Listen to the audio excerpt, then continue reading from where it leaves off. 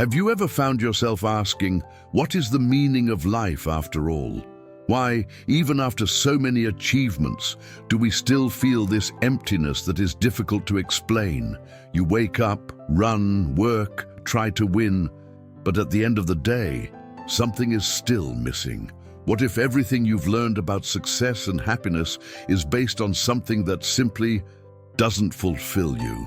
Maybe you're looking for answers in the wrong things, but there is an ancient wisdom, forgotten by many, that can change everything. A wisdom that has spanned centuries, but remains alive, current, necessary. Today, we're going to dive into the powerful truths of one of the most profound books of the Bible, Ecclesiastes. A book that doesn't promise easy formulas, but reveals the path to finding lasting meaning, even when everything around you seems uncertain. If you watch until the end, you will discover 25 lessons that can transform the way you see life, alleviate inner anguish, and lead you to a new perspective with more clarity, more purpose, and real wisdom for your daily life. Now, I challenge you, if you are tired of superficial answers, if you feel like you're ready to face the truth and pursue something that really makes sense, try it right now.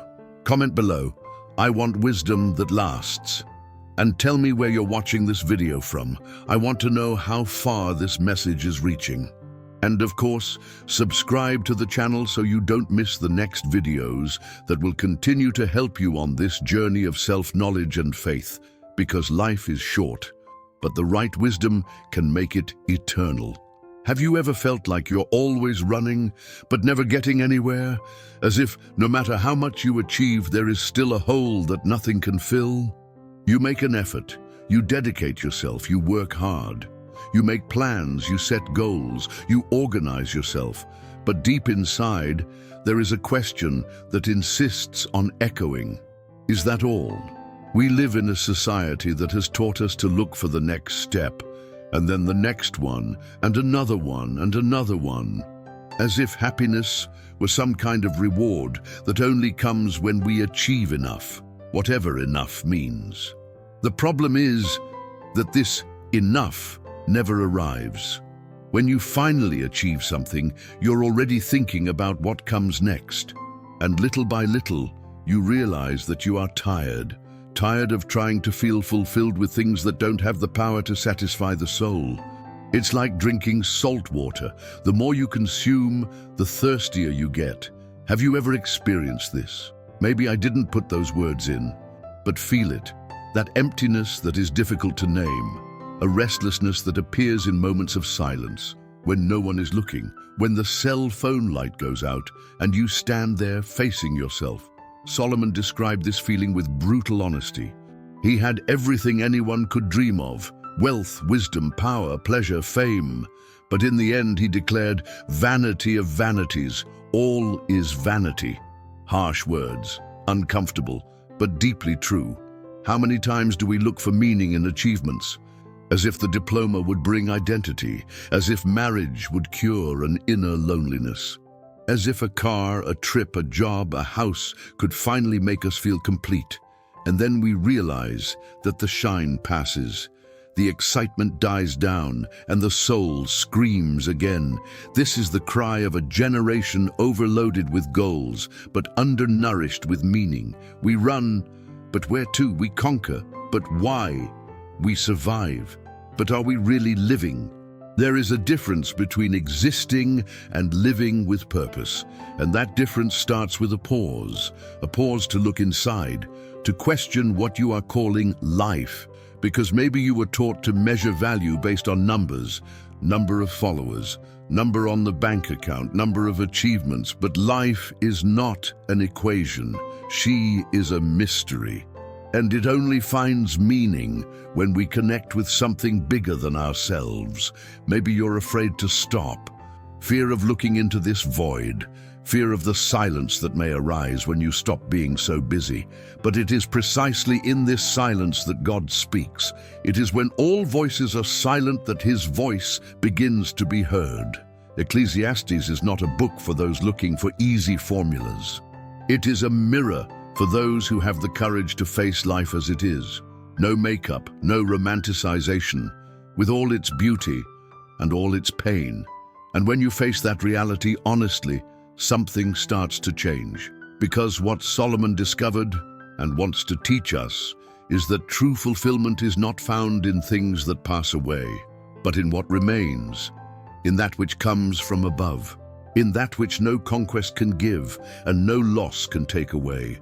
You were not created to chase the wind. You were created with purpose, created by a God who sees you, even when you feel invisible, a God who knows your quest, your restlessness, and that doesn't just want to give you answers, but walk with you through the questions.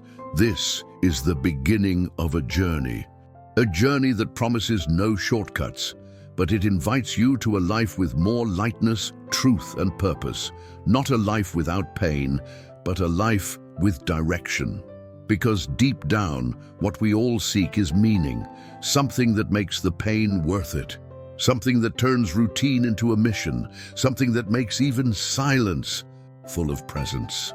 And perhaps the greatest revolution is not in conquering more, but in rediscovering what was already there inside, the eternity that God placed in your heart.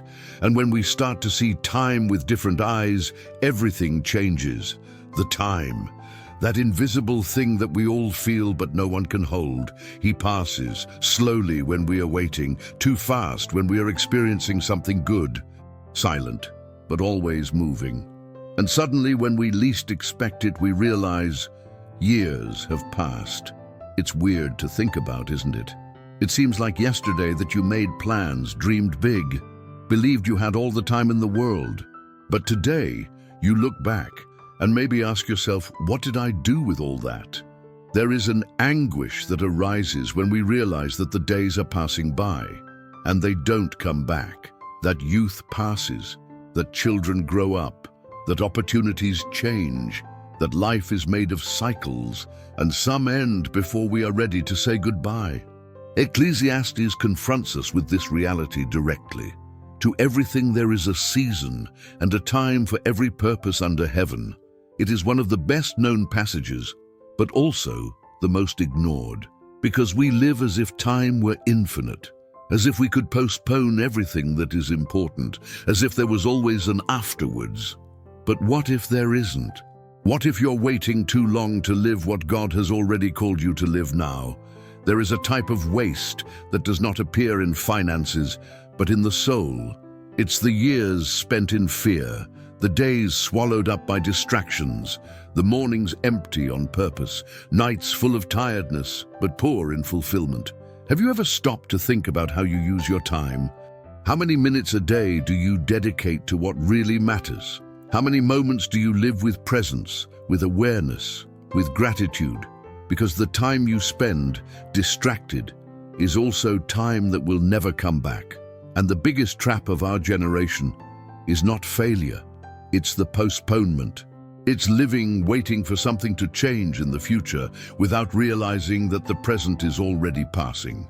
There are people who live as if they were just rehearsing, as if real life begins after graduation, or after marriage, or after retirement. But there is no rehearsal life. It only exists now. It only exists today. And as Solomon reminds us, there is a time for everything, except wasting time.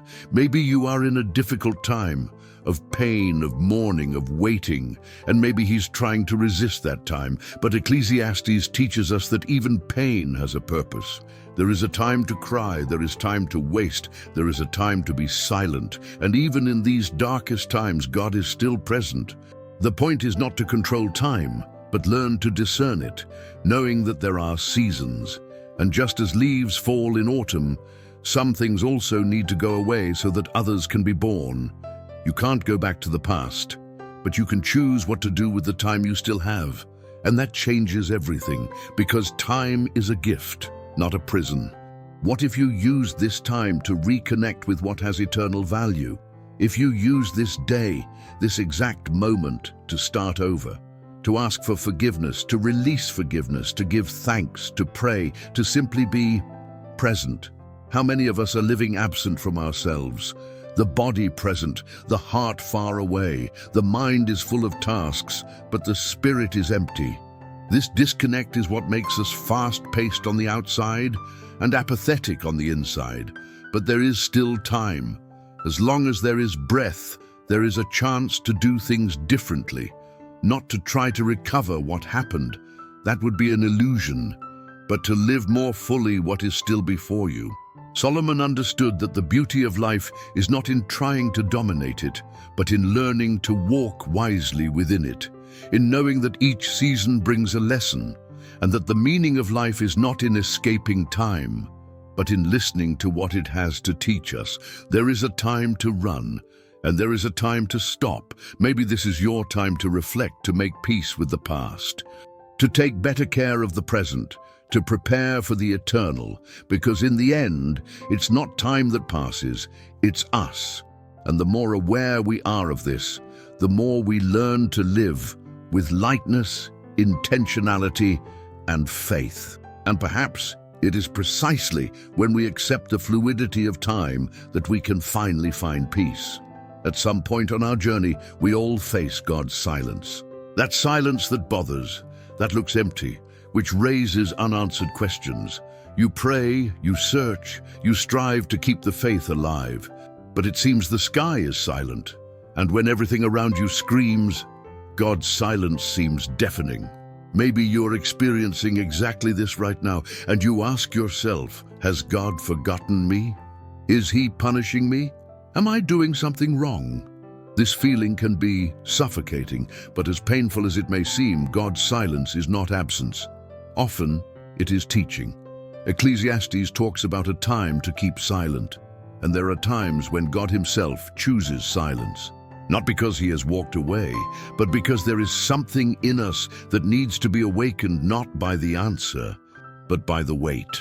Silence has a unique way of revealing what noise hides. It is in silence that we are confronted with who we really are, with what we truly believe, where we really place our trust, because it's easy to believe when everything is going right. It's easy to feel God's presence when doors open, when miracles happen, when prayers are answered. But what about when there is no signal? When does the diagnosis get worse? When healing doesn't come? When the door closes and the floor disappears? There, in the dark, you discover whether your faith was dependent on results or sustained by relationship. Because faith is not the absence of doubt. It is permanence, even when the heart does not understand. Job lived this, an upright, God-fearing man who lost everything, children, health, assets, and for a time he also seems to have lost God Himself. But even in the silence, he remained. Even without understanding, he continued searching, and it was precisely in this sincere search that God revealed Himself in an even more profound way.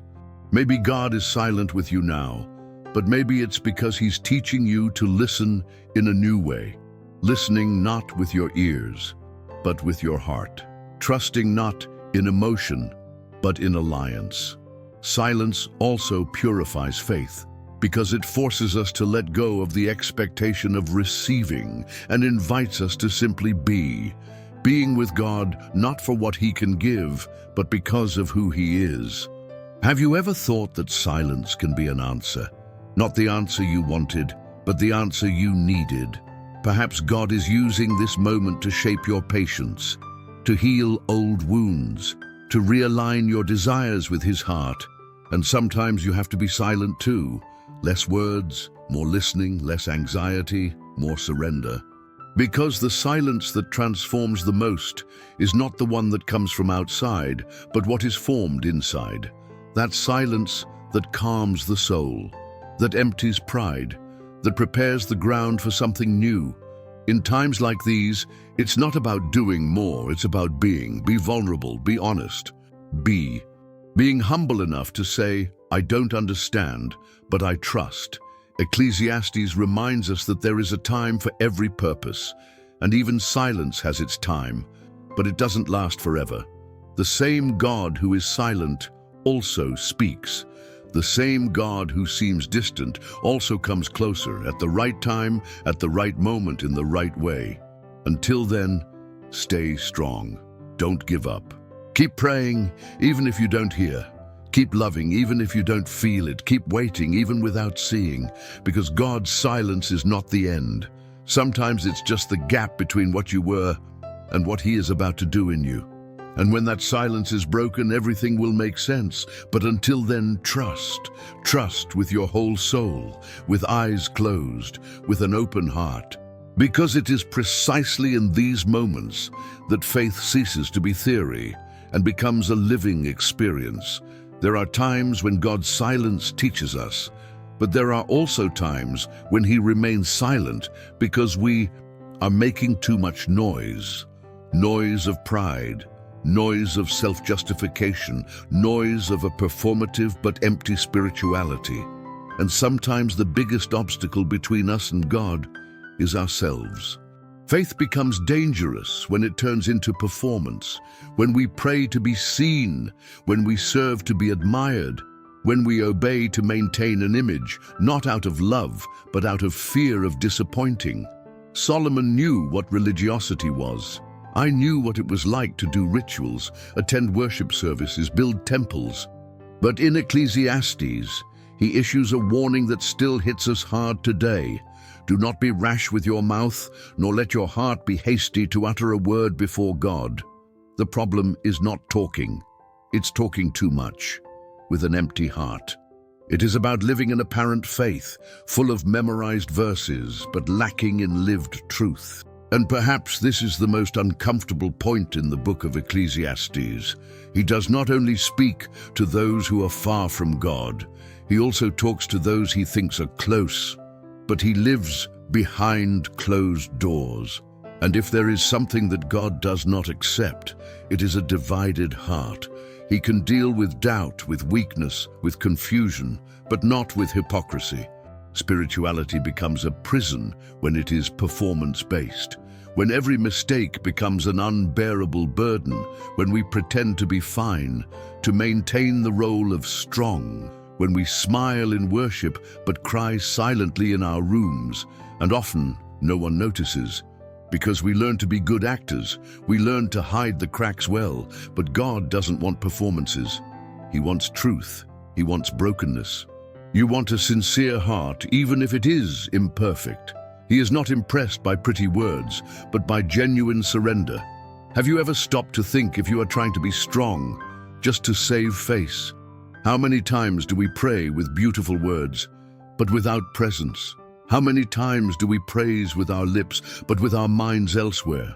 How many times do we occupy ourselves with God's things, but forget to be with God Himself? Spiritual pride is sneaky. He disguises himself as zeal, of posture, of discipline, but inside, it dries up the soul. It makes us hard. It prevents us from being touched.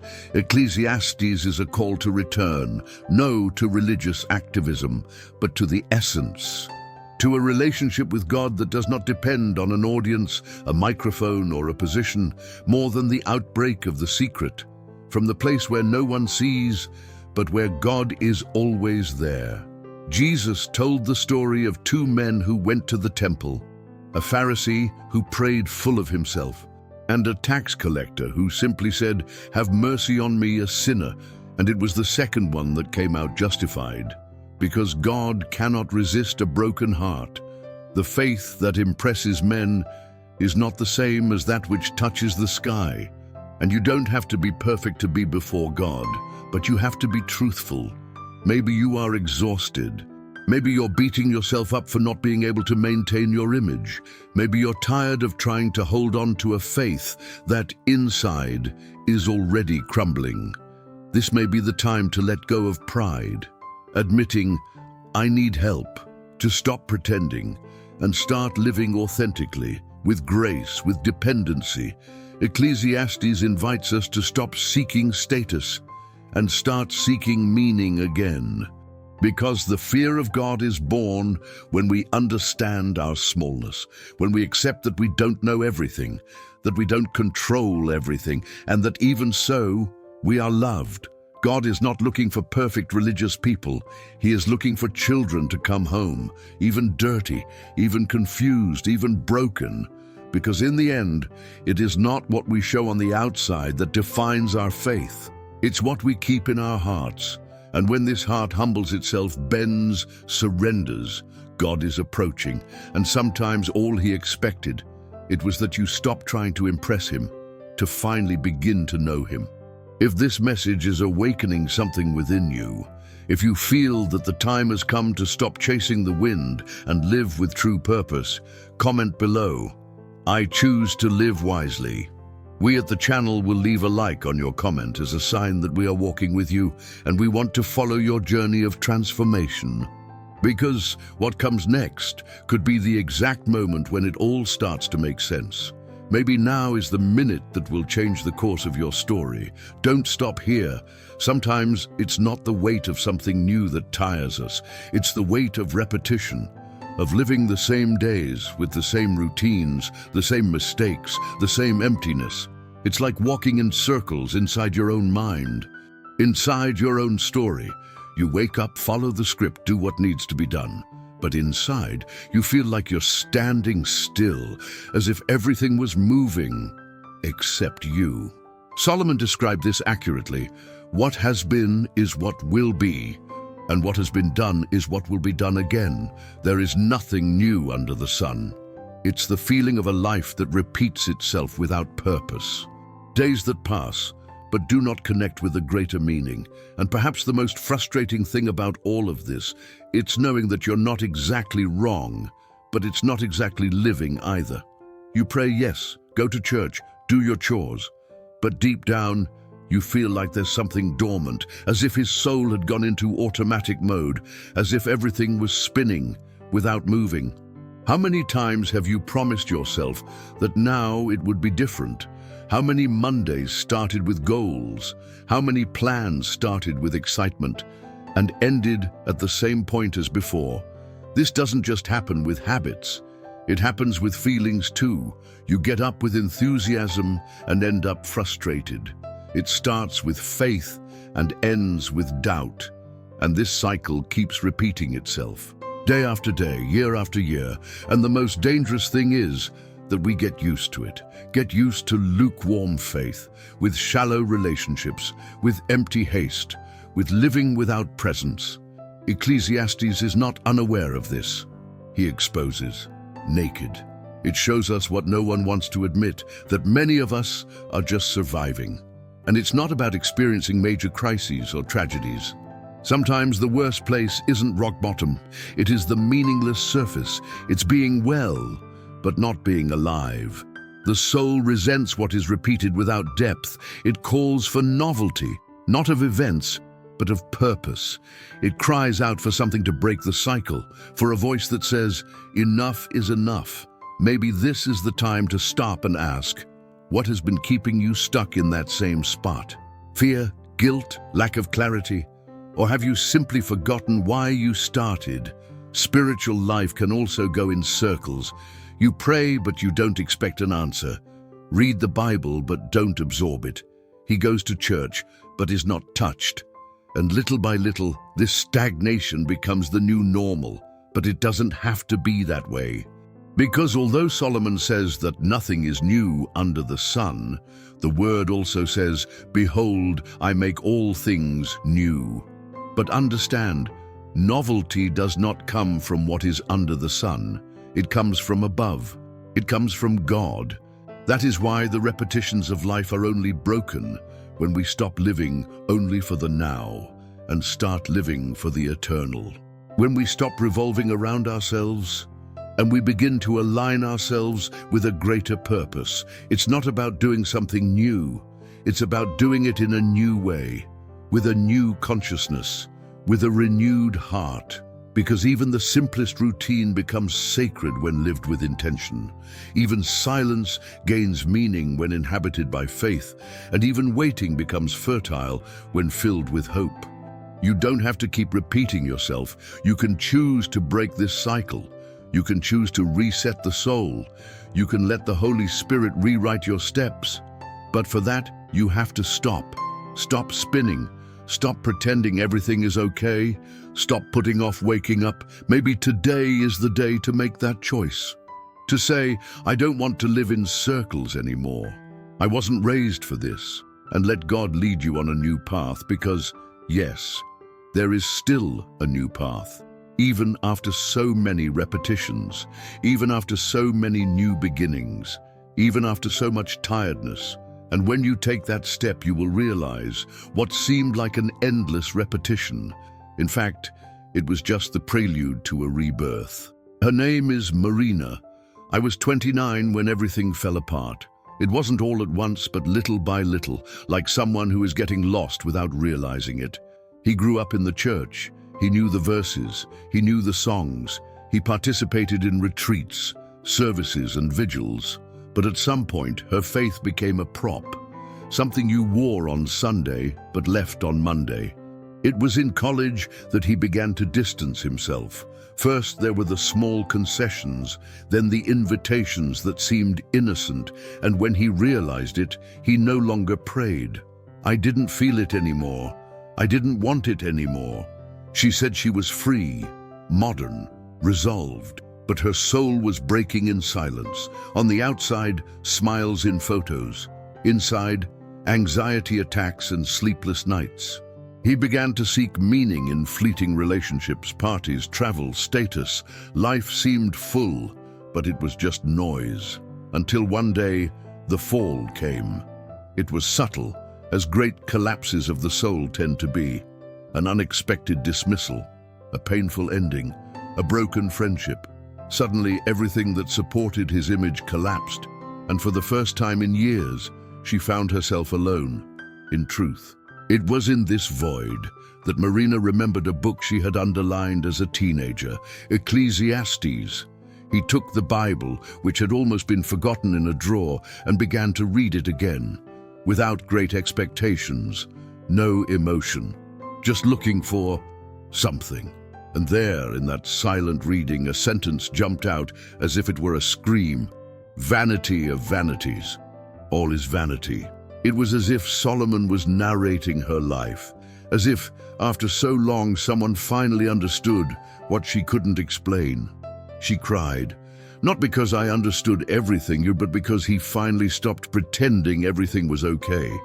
Marina didn't change overnight. He still had relapses, doubts, questions, but this time she decided to be honest with God. For the first time in a long time, she spoke with an open heart. I got lost, and I don't know how to get back. And it was at that moment that the reconstruction began, not with ready answers, but with a silent and constant presence. She went back to praying. He started attending church services again, but more than that, he looked inside again. She understood that faith is not for those who have everything figured out. It is made for those who have the courage to say, I need help. And little by little, he rediscovered his essence. Not the idealized version others expected, but the real woman. Fragile, yes, but redeemed. Today, Marina does not live a perfect life. She still deals with insecurities, struggles, memories.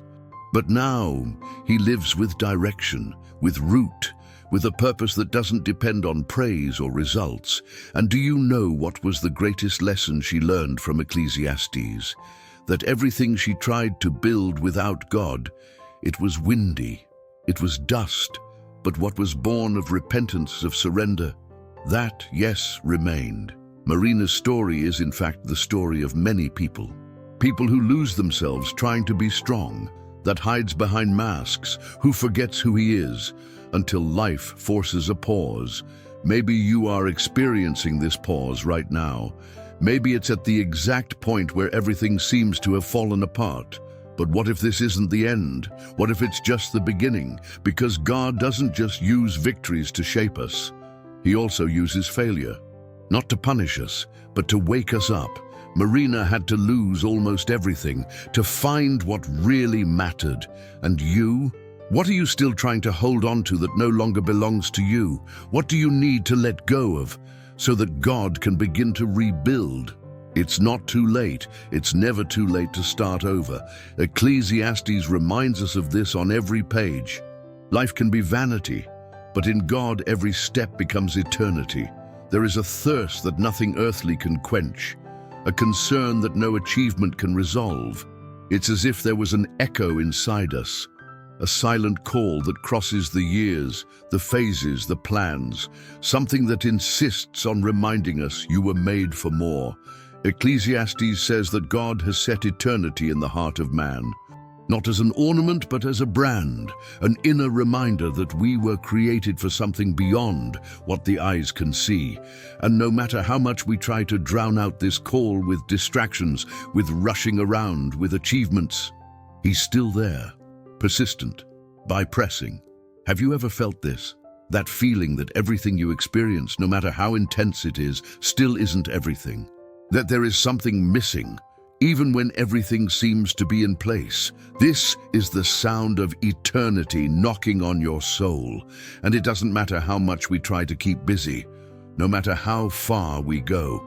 This silent absence accompanies us, because what's missing is no longer an experience, it's reconnection. That's why the greatest moments in life, the ones that really matter, are always those that touch on the eternal. It's not the applause, it is not the accumulated goods. These are the meetings, sincere tears, the pardons offered, the silent hugs, prayers said in the dark, those moments that seem small, but carry the weight of eternity. And maybe that's what's missing for life to make sense.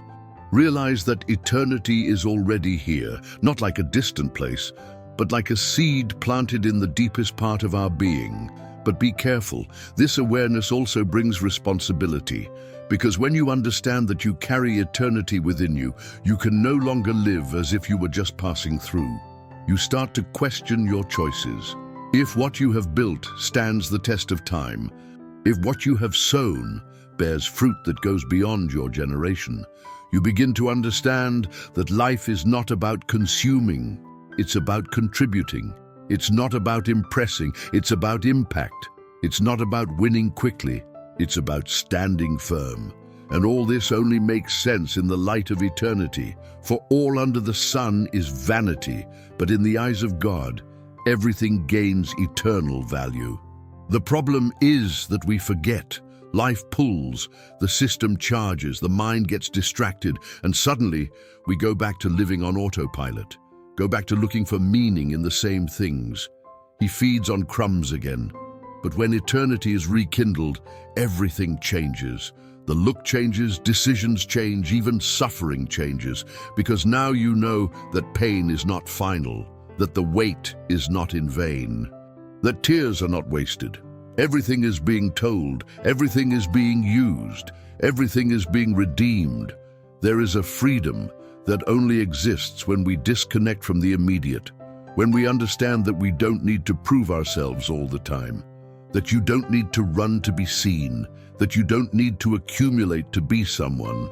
Because in the face of eternity, what matters is not how much you have, but how much you love, how much you serve, how much you give. Have you ever stopped to think about this? How is your heart? Is he beating for the now? Or is he aligned with the eternal? This question may seem simple, but it can change everything. Maybe it's time to adjust your focus, to look up again, to stop measuring life by human metrics and begin to measure by the presence of God. Eternity has already been placed in you. She's there, silent but alive, and all it needs to blossom is for you to stop ignoring it. May you recognize her. May you welcome her. And finally, start living not just for this world, but with an eye on the next, because that's when it all starts to make sense. When we look at life in the light of eternity, something begins to change. Priorities align. What was urgent becomes secondary. What seemed essential loses its shine. And what once seemed small turns out to be immense. Ecclesiastes taught us to look at time with more respect, recognizing the vanity hidden in excesses, confronting pride disguised as religiosity, admitting that the soul gets tired when it repeats itself too much, remembering that even God's silence has a purpose. But above all, Ecclesiastes taught us to fear the Lord, not afraid, but with reverence, with humility, with a heart that recognizes, I am not the center, God is.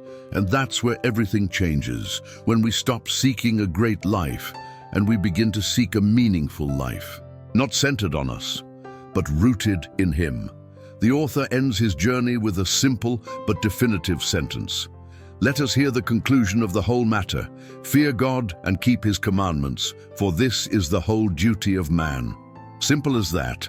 It's not about knowing everything, nor to conquer everything. It's about fearing and obey. But this fear is not born of terror.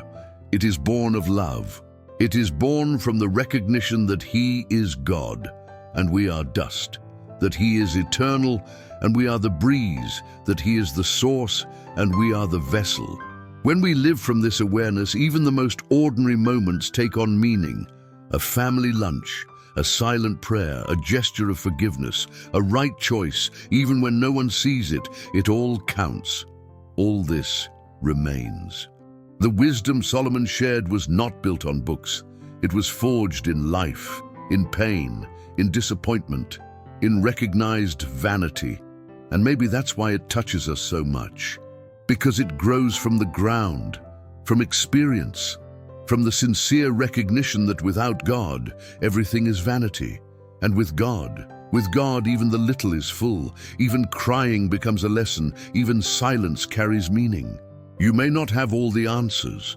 You may not know what comes next. But if you learn to fear God and keep His ways, you've already found the essentials. This wisdom is not fragile. It does not depend on the seasons. She's not affected by what others think. She is firm, it's solid, it is eternal because it comes from above. And that which comes from above, no one can steal. So maybe today is the day to stop hoarding and start applying. Stop running and start listening. Stop surviving and start living with direction. Maybe it's time to let this wisdom transform not only the mind, but the agenda, the conversations, the decisions, the heart. There are no shortcuts, but there is a way, and that path begins with fear, and it ends in fullness. The wisdom of Ecclesiastes was not written to be admired, it was written to be lived, in practice, in the routine, na alma. And when you decide to live from it, you will realize that the real revolution does not happen on the outside. It happens inside, because in the end, what really remains, it's not what you did, nor what you have achieved, but what you have become. And the question remains, you are building something that will stand the test of time, or piling up vanities that the wind will carry away. The choice is yours, and life, real life, begins with that choice. You have just taken a journey through one of the most profound and thought-provoking books in Scripture, Ecclesiastes. And along the way, we face difficult but absolutely necessary two questions together.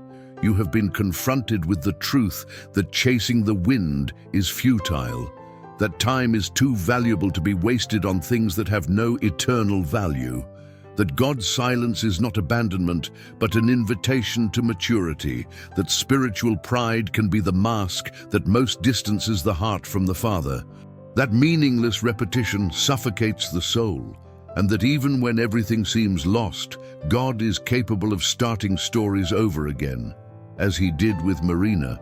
More than that, you understood that there is a mark within you, eternity. A divine reminder that you were not born to simply exist. You were born to live with wisdom, with truth, with purpose. Now that this truth has been planted, the decision is in your hands. So if you are truly committed to stop living for vanity and start living with what remains, try it right now. Leave the sentence here in the comments. I choose the wisdom that permanents and transforms. This is your declaration, your public commitment. And as recognition, we on the channel will like your comment and follow your transformation journey. Because whoever comments on this sentence is taking a stand. They are standing out from the crowd. It's saying, I am different. I no longer accept living shallowly. I will live with purpose. And take this moment to subscribe to the channel. Don't let this decision die in the emotion of the moment. Click the subscribe button now and activate the bell. You cannot risk missing out on content that will continue to shape your walk with God and deepen your understanding of the Word. Oh, and answer in the comments too. What was the code that turned the key inside you? Comment below. We want to know which part spoke to your heart the most. And if this video reached you, share with as many people as possible. Be generous. Just as you have been blessed with this content, bless other lives. And before leaving, don't miss the 2 videos that are now appearing on your screen. They are the perfect continuation of that journey. Each of them brings new revelations, new codes, new callings that may be the next step towards the transformation you are seeking. Click on one of them and continue with us, because the wisdom that remains is only beginning to be revealed.